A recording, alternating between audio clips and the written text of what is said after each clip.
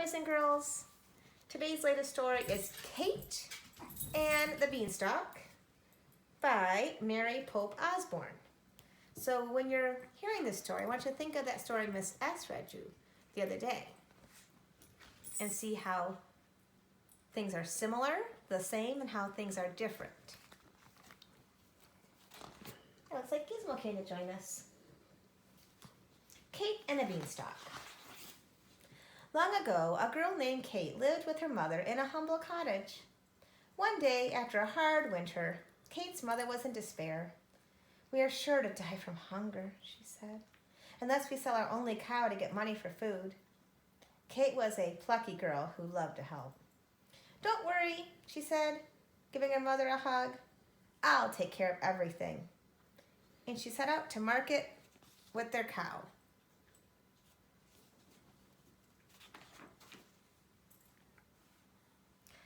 On the way, Kate met a beggar holding a small sack. "Magic beans," the beggar said in a creaky voice. "How extraordinary," said Kate, when she saw them, for the brown beans shone like dark gold. "I don't think I can live without them." "They can be yours in exchange for your cow," said the beggar. Without another thought, Kate traded her cow for the beans and rushed home to give them to her mother. But to Kate's surprise, her poor mother was horrified. "Our only hope is gone," she cried. "Now we'll surely starve," and she tossed the beans out the window. Hungry and forlorn, Kate went to bed. During the night, Kate couldn't sleep. She got up and crept into the moonlight garden. She gasped, for in the darkest corner, a giant beanstalk rose into the sky. It rose higher and higher and higher still, till it was disappeared behind the clouds. "Does it never end?" whispered Kate. Without waiting for morning, Kate began climbing the beanstalk. She climbed and climbed and climbed, and up and up and up. When Kate reached the top, light was creeping into the gray sky. Through a misty haze, she saw the most astonishing sight. Above the clouds was a countryside with fine woods and a crystal stream, a rolling sheep meadow, and a mighty castle. As Kate stared in wonder, an old woman hobbled out of the woods. "Hello," said Kate. "Is this castle your home?"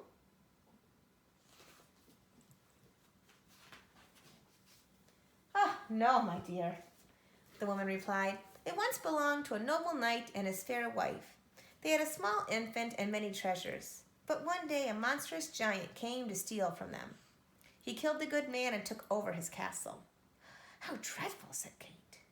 "Fortunately, the knight's wife and baby were visiting in the valley," said the old woman. Afraid to return home, the grieving widow stayed behind to raise her child. But alas, now they are poor and close to starving." "That's so sad," said Kate. "Sadder than you know, my dear," replied the old woman. She looked deeply into Kate's eyes. "Perhaps you are the one to right the terrible wrong that have occurred." "Me?" said Kate. "Are you afraid?" I don't think so. I fear nothing. When I'm done doing right, how can I help?" said Kate. The knight had 3 precious treasures: a hen that lays golden eggs, a bag filled with gold coins, and the most wonderful harp in all the world, said the woman. "If you find these and return them to the knight's widow, then she and her child will not die from hunger." Kate took a deep breath. "I shall try," she said. Kate bid farewell to the old woman and then strode across the sheep meadow. As she approached the castle, a giantess lunged into the early morning light. "Help me!" a huge woman roared. "My husband makes me cook from the cock's crow to the owl's hoot. Whenever I hire servants, he gobbles them up." "I'll be your servant," said Kate, "but you must hide me from the giant." Kate helped the giantess make breakfast until the sun came up. When she heard the giant coming down the hall, she trembled with fear. His footsteps sounded like the booms of a cannon. "Hide!" whispered whispered the giantess as she pushed Kate into a closet. Lay down, Giz. Peeking through the keyhole, Kate watched and listened. Fee, fi, fo, fum. I smell the blood of an Englishwoman. Be she alive or be she dead, I'll grind her bones to make my bread. Don't be silly, said the giantess. You only smell the wagon load of bacon I fried for your breakfast. Ah, said the giant. When the giant finished eating, he said, bring me the knight's hen. The giantess brought out a small brown hen. Lay, ordered the giant, and the little hen laid a golden egg. Ha, ha, ha, roared the giant. I love my little stolen hen. Then he put down his head and fell asleep, snoring as loud as thunder. Ever so quickly, Kate crept out of the closet. She grabbed the hen and rushed from the castle. She ran across the sheep meadow to the beanstalk. Down and down and down she climbed and climbed and climbed until she was landed kerplop in the garden. Kate sighed with relief. It's better if Mother doesn't know of this danger I've been in, she whispered to the hen. Stay here until I know you can return. Stay here until I can return you to the knight's poor widow. Kate hid the hen behind a bush, then slipped back inside her house.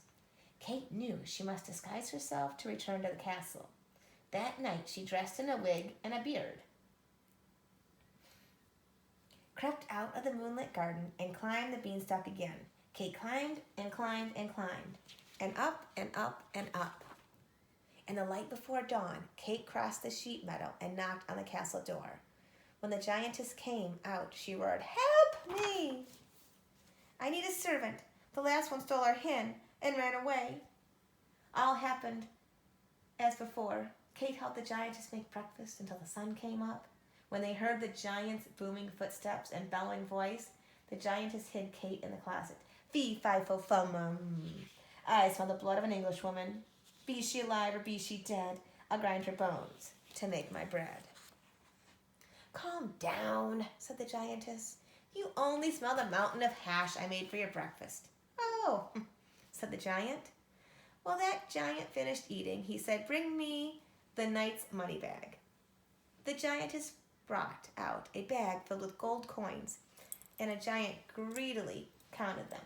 Ha ha ha ha, he screamed. I love my lovely little stolen coins. Soon the giant's head began to nod. Kate watched him fall asleep. Then she crept out and grabbed the money bag. She ran out of the castle and across the sheep meadow to the beanstalk. Down and down and down. She climbed and climbed and climbed until she landed kerplop in the garden. Goodness, said Kate, what a day. I must hide these coins until I can return them to the knight's poor widow. Kate hid the money bag with the hen and then slipped back inside her house. That night, Kate disguised herself once again and started up the beanstalk. She climbed and climbed and climbed, and up and up and up. She ran across the sheep meadow, and just as the sun came up, she knocked on the castle door. When the giantess came out, she grabbed Kate and cried, help me! I need a servant. The last one stole our money bag and ran away. Again, all happened as before. Kate helped the giantess make breakfast. Soon the giant's footsteps boomed down the hall, and the giantess hid Kate in the closet. Fee, fi, fo, fum. I smell the blood of an Englishwoman. Be she alive or be she dead, I'll grind her bones to make my bread. You old fool, said the giantess. You only smell the sea of fish soup I made for your breakfast. Oh, said the giant. When the giant finished his soup, he cried, bring me the knight's singing harp. The giantess brought out a magnificent harp, the only one of its kind in the world. The harp sparkled with diamonds and rubies and had strings made of gold. Sing, bellowed the giant. The harp began to sing a sad, haunting song. It sang of the past, of the noble knight, his lost wife and child, of golden days and starry nights. The harp's lovely song nearly broke Kate's heart. When the giant fell asleep, she crept out from behind the door, seized the harp, and ran away with it. But the harp was so frightened it sang high, fearful notes. Help me! Help me! Help me! Quiet, said Kate. I'm going to return you to the knight's poor widow. but the giant had already been awakened. He jumped, and with a short shout, he ran after Kate. Boys and girls, make an inference. Will Kate be okay? What do you think? Kate flew like the wind across the sheep meadow. She grabbed the beanstalk and started down with the heart. The giant fast on her heels. Oh no. Down and down and down and down. She climbed and climbed and climbed, and the giant climbed and climbed and climbed right after her. As soon as Kate's feet touched the ground, she shouted, "Mother, bring the axe! Hurry!" Kate's mother ran out with the axe, and Kate grabbed it. "Stand back, Mother!" Kate cried. With one mighty blow, Kate chopped the beanstalk in two. Down and down it fell, down to the sky, and down fell the giant, woof, down in the garden, breaking his neck. The ground shook like an earthquake. Kate's mother took one look and cried out in horror, "That's the giant that killed your father!" "My father?" asked Kate. Before her mother could answer, a fairy approached in a chariot, drawn by two peacocks. "Greetings, brave Kate," she said. "As queen of the fairies, I have long wanted to avenge the treachery done to the good knight.